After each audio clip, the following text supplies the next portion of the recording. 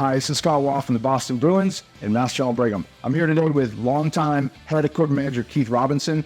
And, so much of what our team behind the team does is to maximize performance for our Bruins players, but also to avoid injury. And it goes as far as how we sharpen skates. And we thought it would be important to share with all of you the importance of understanding that sharpening is just not sharpening. Yeah, I think to maximize performance, every skater has different strengths, abilities, or just weight, size, and I think that's mostly the process is getting into the ice efficiently and effectively for each size player or players with different strengths. So Keith, could you share with us just like the components of the blade and what are your thoughts when you sharpen? Yeah, so the skate blade has an outside edge, inside edge, and we can change on the wheel here by dressing it with this quail, the different hollows.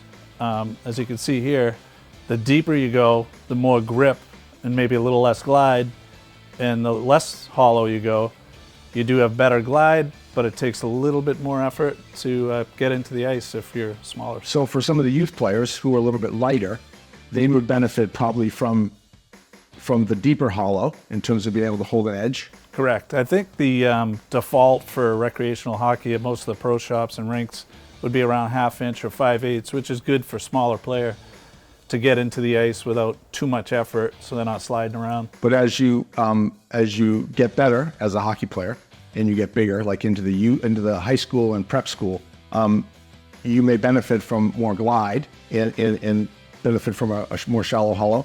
Absolutely. Your feet, don't stick to the ice as much. So if you have the strength to get into the ice when you need to, like a bigger, stronger player, it's definitely beneficial to have a more shallow setting so you can glide better up the ice. Right, and from an injury prevention standpoint, or even, hockey injuries, we see a lot of hip-related injuries, and those related just to the repetitiveness of skating so much, that we found that those that are working hard and have hip injuries do actually do better with the more shallow hollow, because the deeper the hollow, oftentimes it's harder to skate, it's harder to work, and especially in the summer months when it's warmer outside and the ice is a little bit softer.